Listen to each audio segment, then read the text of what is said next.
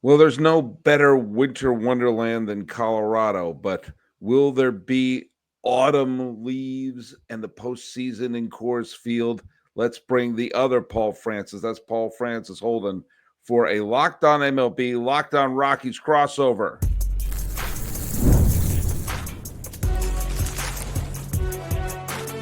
You are Locked On MLB crossover, part of the Locked On Podcast Network. Your team every day.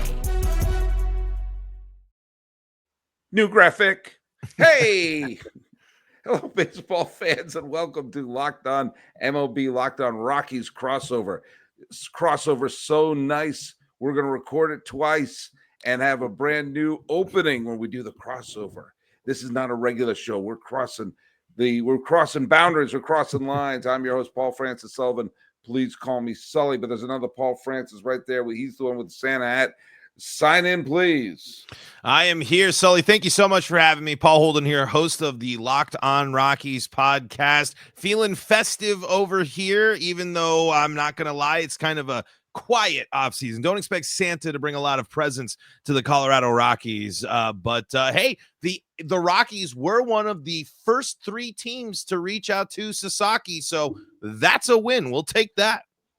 Boy, we are really digging deep in the stocking for this one here. By the way, the college football playoff is here, and you don't want to miss a moment of the action. The college football playoff is presented by Allstate, begins with 4 first-round games starting on December 20th and 21st on ESPN, ABC, TNT, and Max. Follow us at Locked On MLB Pods on Twitter, or whatever it's called now, and on Instagram.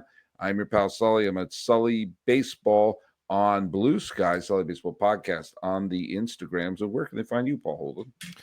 You can find me, Paul Holden 33, if you're still over on X. I haven't done any posting yet on Blue Sky. I'm there, but go check out Locked On Rockies on YouTube. Be part of, if you want to talk Rockies baseball, that's the best spot to go. Locked On Rockies on YouTube. Just hit 1,000 subscribers. So want to shout out all the baseball fans out there for helping us reach a huge milestone for the show. So if you want to talk Rockies baseball with me, head on over to Locked On Rockies YouTube channel. All right. So the Rockies are in the West, so I've read. And we are seeing the West is well, let's face it, it's a really interesting division right now. The champs are there. The team that almost beat them in 4, or they could have beaten them in 4. Granted, Game 4 was a blowout, but Game 5 was a 2-0 game with 2 solo home runs. The team that went to the World Series is in there. That would be the Diamondbacks. And then you have a very angry Giants fan base who has seen only one playoff team since Obama was president, and still mad about that check swing. And then you got the Rocks. Ironically, the Rockies are not at the peak, but take a look at this team here. Take a look at this division here, and what are some potential vulnerabilities that you see here that could potentially be cracks for a team like the Rocks to slip in? It's going to take a lot, and especially when you're thinking about where the Rockies are at this year and what their plans are. And I know we'll dive into that deeper, but the vulnerabilities are going to be health, I think, especially for the Dodgers. We've seen the biggest question mark for that team with they are this era's Yankees team. They will spend, they will get, they will trade. They have the farm system. They are the worthy champions and will be at the top of the list for a long time. However, they've been derailed by health, and they have a lot of resources tied into their starting lineup, and their starting lineup is 1 year older. Is it still arguably the best starting 9 in baseball? I mean, there's an argument for that. They at least have the best 1 through 3. I mean, it's pretty amazing the Rockies have to consistently go up against a 1 through 3 in the batting order that has multiple MVPs, more MVPs than actual people, because you have multiple MVP winners in Freddie Freeman, Mookie Betts, and Shohei Ohtani. So I think that's the biggest question mark there. But I think the Dodgers have to be careful, and I think this is something that the Dodgers will benefit from. The NL West is the best division in baseball, I am not afraid to say that. The Rockies might, they're the outlier here. The Giants, though they've struggled, have always been a team that can play well and are interesting. The Padres are the Dodgers' kryptonite. It's not always going to work, but there is something when the Dodgers and the Padres match up, it seems to favor the Padres. It's funny because when the Padres and the Rockies match up, it favors the Rockies. The Rockies have been a huge thorn in the side for just the Padres, not anyone else in the NL West. The NL West has dominated Colorado throughout this time. So I just see really a division that's just going to beat itself up. I mean, next year especially, the division matchups between the Giants and the Dodgers, the Dodgers and the Padres, and the Diamondbacks, again, a team that we're not talking about enough, a team that I think really looking at the modern game of baseball and really embracing it and doing unique things. And they were a team that was sniffing the playoffs last year. If they can just stop having a bad month of baseball, they're going to be a team that's annoying for anybody. And I really like the direction that their team's headed. It's what makes me jealous as a Rockies fan. I'm looking at all of the NL West as teams that are doing different things that are working for them. And it's only paying off in championships for one, but to say the Padres aren't an interesting and successful team isn't true. To say that the Giants aren't completely fascinating what they're doing this year with bringing Buster Posey in and doing all those different things. So I guess when I there's not a lot of vulnerabilities, I think, for the Rockies, but other teams might be able to exploit them because I just think the overall talent level of baseball is getting better. There are a lot of really good teams out there. Well, I think you made a couple really great points there. I do think, people talk when the Dodgers just signed Blake Snell, they talk as if this is the equivalent of when the Braves had Glavine, Smoltz, and Avery, and then signed Greg Maddux. And that seemed like it was overkill. They had to do a bullpen game every round. And not there was a rain out and an injury. No, a scheduled bullpen game every round, because as terrific a team as they were, Yamamoto was hurt for a big chunk of the year. Glasnow was in the whirlpool during the playoffs. Bobby Miller, Gavin Stone. Think about all the people who were not factors on the team, were not playing in the team. And they, when you saw that Ben Kasperius had 3 more games than me and started. Michael Kopech had to come out as an opener. You're banking on Landon Knack. Yes, you can say Glasnow will be back this year. Yamamoto will be healthy this year. Well, Glasnow's had a history of injuries. Yamamoto hasn't pitched a full season. And their bullpen, which had a lot of volume, but they also had to recreate themselves midway through. The Padres are a team that, since Mr. Kyle died, you always get the sense they're sniffing as an excuse to blow the team up. And they're already thinking about trading away Cease and trading away Arise and things like that. The Diamondbacks, ironically, were better last year than they were the year they went to the World Series. Right, exactly. If they won 2 more games, they would have clinched a wild card spot without, with ease. The Giants are making moves. They want to be better. They're still a losing team last year. And the biggest, an injury bug could hit Los Angeles. The Padres could regress to the mean. If they were in the American League, they would have had the second best record in the American League. And you're not 100% sure what's happening with the Diamondbacks and the Giants.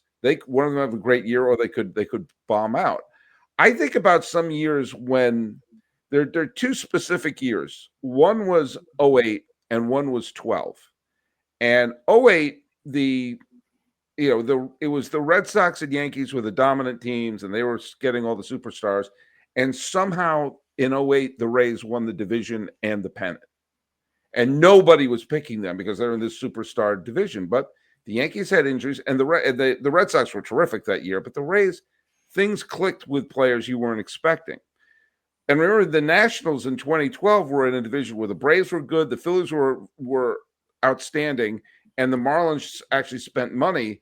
And the Nationals were so positive that they weren't going to contend that they put the innings limits on Steven Strasburg at the beginning of that year.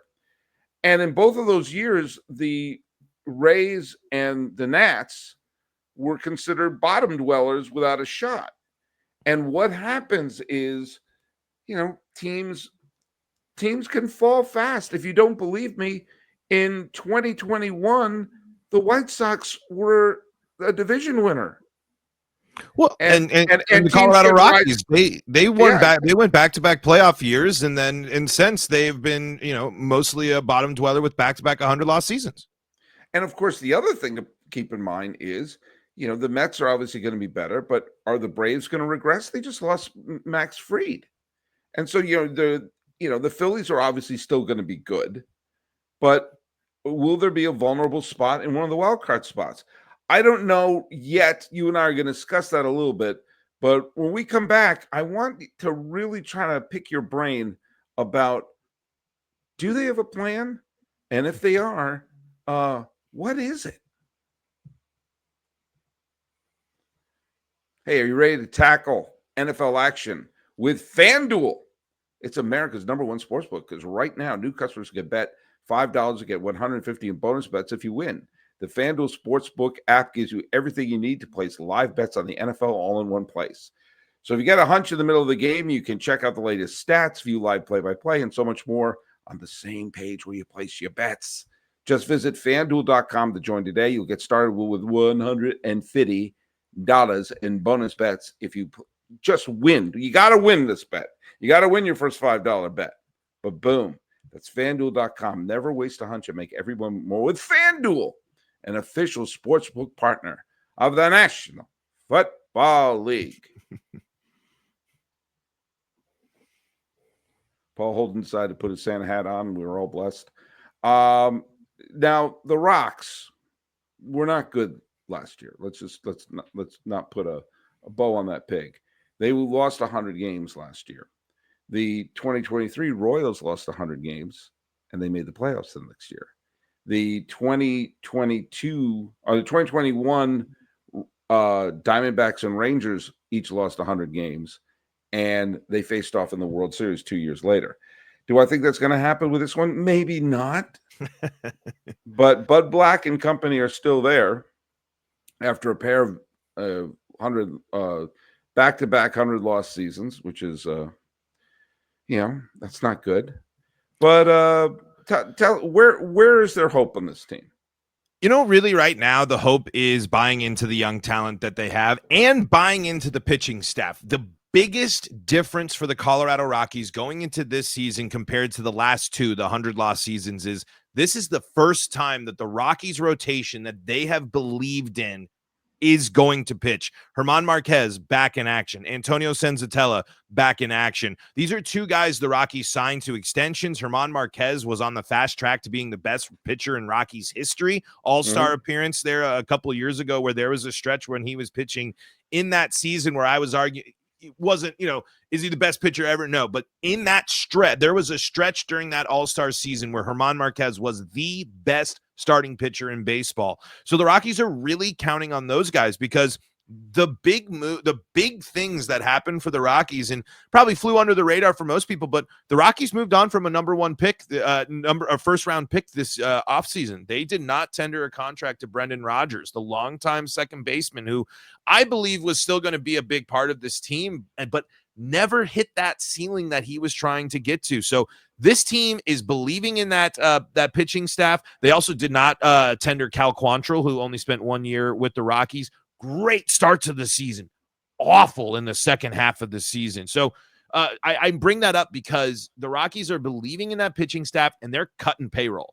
This is a year where the Rockies are not looking to go make big splashes. They're hoping to see what they have, because there is a mix of really exciting young players, fantasy baseball players. If you're out there and you listen to this show, you need to keep your eyes on Brenton Doyle, Ezekiel Tovar, and Michael Toglia, the first baseman for the Colorado Rockies, is going to be very interesting, because I just heard on a podcast called Blake Street Banter, he's kind of filling in that Giancarlo Stanton role where, he's going to get out a lot, but he'll hit you some bombs. And he also plays good first base defense to mix in with an infield full of gold gloves outside of second base at this point, with Ezekiel Tovar, Ryan McMahon, and hopefully Michael Toglia. He really played elite defense, and Brenton Doyle in center. So That's the plan. Is it going to pan out?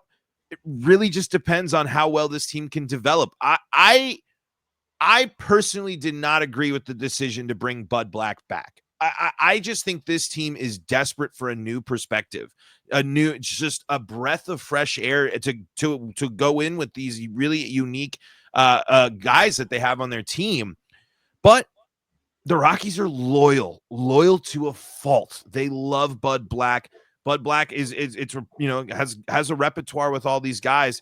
I just am not sure if bringing back the same guys. The Rockies were historically bad as a bullpen last year, yet they continue to turn to the same pitching coach.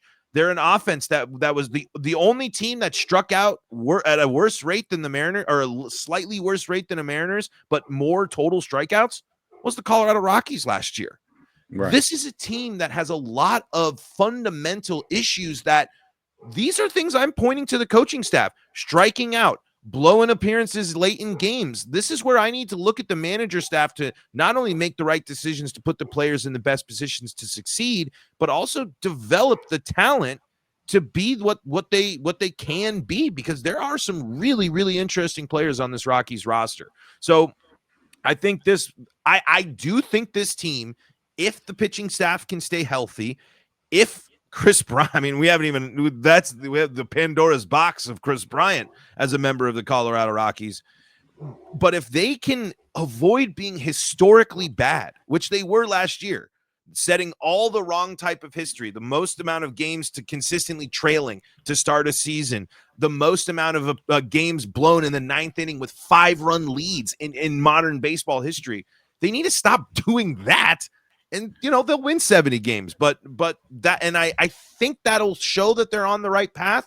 But eventually, I think innovation has to come to this team. And I just don't know if the current regime establishment has that innovation in them. Well, now, it's funny. I saw Chris Bryant play last year because I went to a game in Sacramento where Sacramento was playing the Albuquerque Isotopes. And that's a bad sign when your biggest player is currently playing in Albuquerque. Now, it was, to the best of my knowledge, it was a rehab. Yep. But still, that ain't good. He has been, now look at, could he be someone who comes back for is he someone that you could point to in a comeback season? Yeah, possibly, but I wouldn't bet on it. I often wonder if this is a situation where if you should look around and see what are the worst contracts in baseball and see, do you want maybe a change will do you good, as Elton John sang so eloquently.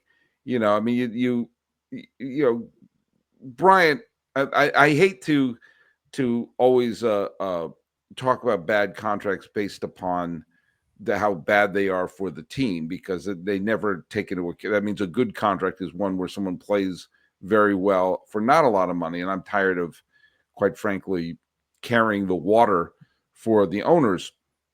The man is owed $108 million. Right. He's signed through 2028.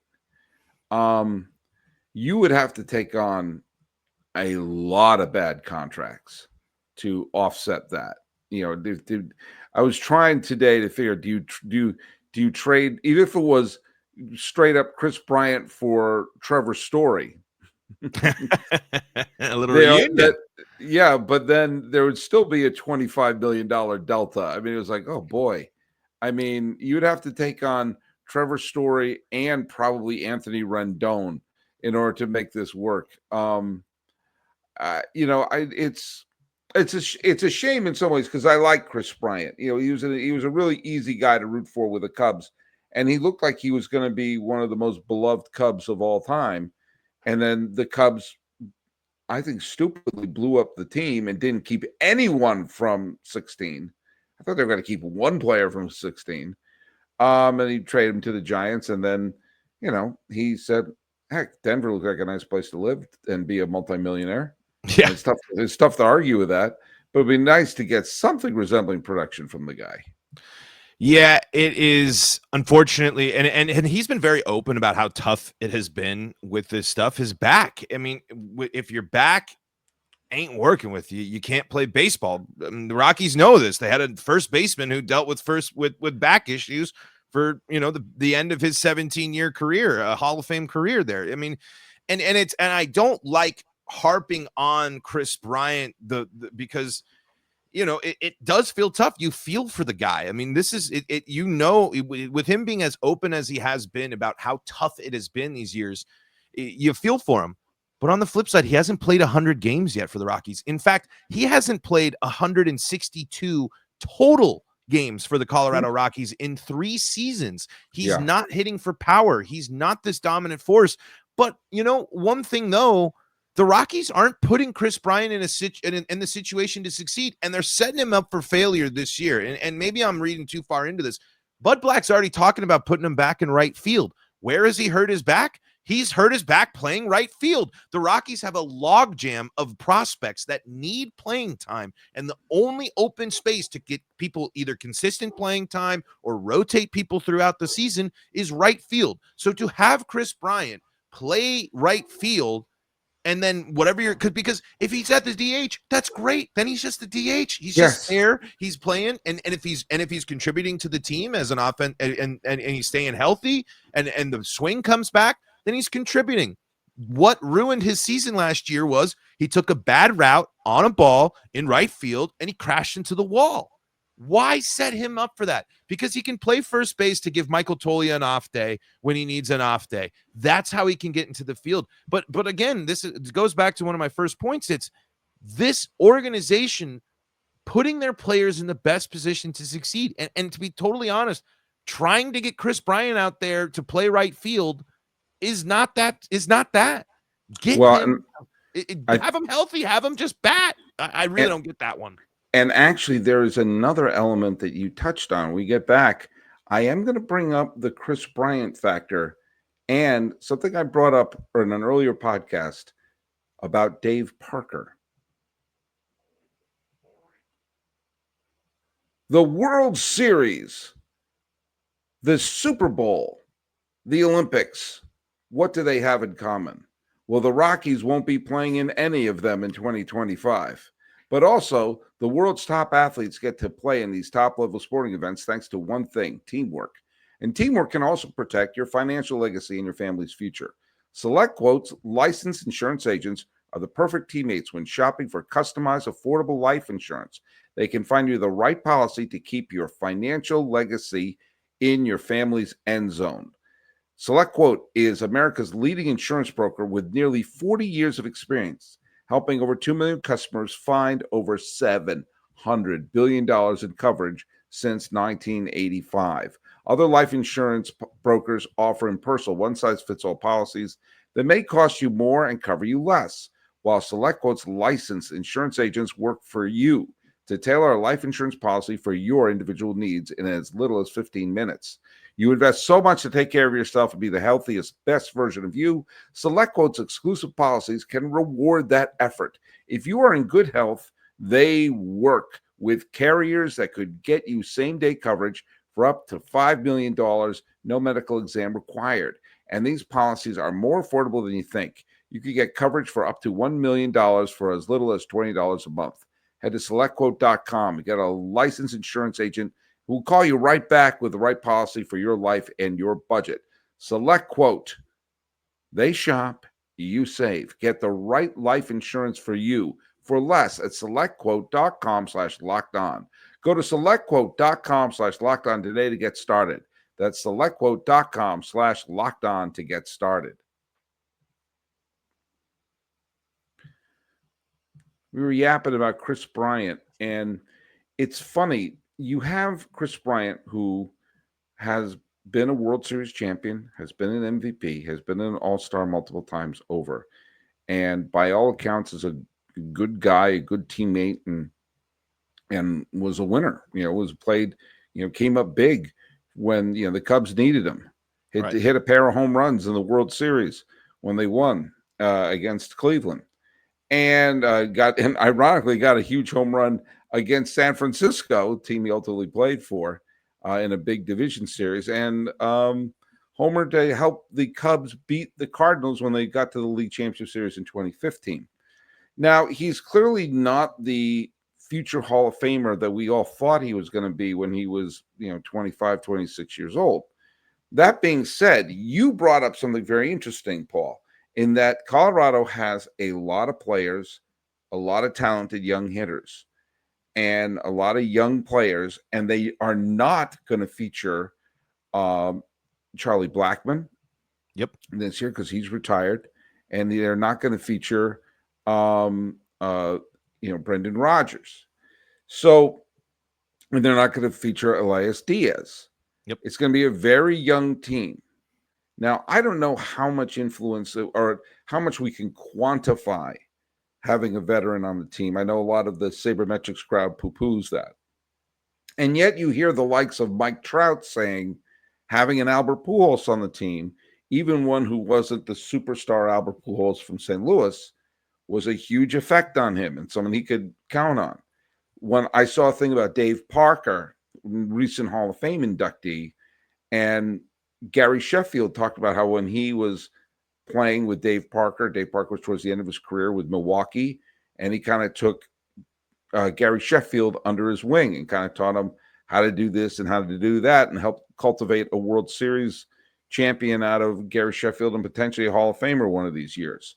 You have a ton of young players on this team. Some have established themselves, like Doyle and Tolia, and some of them, and Tovar, of course. But having someone who's been there, done that, is important, especially with all this young talent. And you're right, you could just plop his butt in the DH spot because he's not there because he's a great fielder. He's not playing third base anymore. He's not playing the outfield. Put him in DH and have him be the guy who says, all right, everyone, all right, you young players, listen to me. I've been there and done that. And that should be his absolute role on this team. Yeah, and I think it's a place where he could succeed. I think it's a place where he could build confidence. I mean, just because if he's struggling at the dish, what do we know about baseball players, Sully? When they're struggling at the dish, they're probably struggling in the field too. They're just struggling as a whole, as a unit. And Chris Bryant is dealing with some battles. He needs to build that confidence up, and the DH role is going to be perfect for him. Charlie Blackmon was not a fan of it at first, but then I think really benefited. I really think why Brenton Doyle was able to, for folks that didn't know, Brenton Doyle was horrible as a hitter his rookie year, only batted around 200, but he turned himself into a 2020 player last year, one of the best Rockies offensive threats, and someone now that's going to be probably leading off for the Rockies next year. But I think having Charlie Blackmon and Chris Bryant as people to tell you, let's talk hitting. There's one thing that you know about Charlie Blackmon is his approach to the game. There's no one that approaches the game as meticulously as Charlie Blackmon. And when you have a team of young guys like that, you see Blackmon, and if Bryant can pick up that mantle and continue to carry it on, because I do see the value in being a World Series champion, being an MVP, that matters because Colorado has had very little of that. So to be able to bring that there as a vet to a team full of youngsters, especially in a guy that I think I really hope they bonded pretty well in his rookie year, Nolan Jones, who had a off year due to injury last year. If those two guys can bounce back, that's +5 wins for the Rockies. And again, yes, does that make them a 65-win team? Yeah, but that avoids 100 losses. The slow curve is going up, and Bryant is showing that he's got that value. Now, we already know that it's too long of a commitment to Chris Bryant, and it's too much money. That stuff is going to be a problem, especially as the contract increases in money. But you know what? The Rockies are just going to have to eat it because there's a real world, too, where they're going to be paying Nolan Arenado $10 million to be playing third base for the Los Angeles Dodgers. They're just going to have to live with some of these contracts and the decisions they've made there as well. So put him in the position to succeed. Let's have him be the offensive guy. Hit some big bombs at Coors. We don't need to see Chris Bryant play right field. There's plenty of players that need playing time for the Rockies that can play right field. You're going to have, you have Brenton Doyle and Nolan Jones, you already talked about. You got Zach Veen. You got Yankel Fernandez. You got all these young players who can come up. Yankel Fernandez is like 22 years old. I mean, he's super young. You have And they gave the Amador. keys to Ezekiel Tovar when he was the youngest player in baseball 2 years ago. And look what's happened. He's growing into being now. They do say Ezekiel is kind of a rare case in his maturity, which I do think is there. But again, if you're gonna hand the keys to Tovar, why not hand the keys to some of these other young guys? Yeah, because they're gonna have to do something with Bryant because you're not gonna cut him. Cutting him does nothing. You're gonna have to pay him anyway. You're really gonna eat 100 million tomatoes. Okay, so him being a DH and a mentor, that's not what you thought you were getting with Chris Bryant. But you know what? That ship has sailed. All right. And so you may want to say, okay, if we're going to be spending all this money, what if that rubs off on some of our young ones? And suddenly you look up and you have a team where, let's say Yankel Fernandez plays well enough to play every day. And you got an outfield of Jones, Doyle, and Fernandez. You got Tovar. You got Tolia. You got all of a sudden you have about 5 or 6 players in the Rockies lineup who are under 25 years old or under 27 years old, whatever it is, and productive. And then you have some young pitchers coming up. And then when one of those teams, whether it's Arizona, whether it's San Diego, whether it's Atlanta, whether it's Milwaukee, one of those teams suddenly becomes vulnerable. And that 85, 86 win goal might be enough to punch a card. Next thing you know, my dream may happen, which is a World Series played in November in Denver. Which would be good for baseball.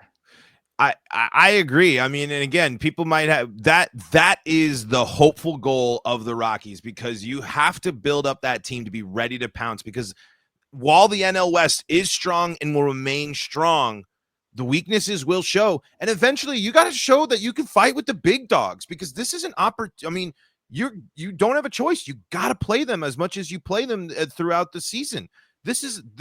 Take the time now while the Dodgers are spending all this money to build up a team. So when eventually that team gets older, things start, Arizona or San Diego have to blow it up and they got to do something.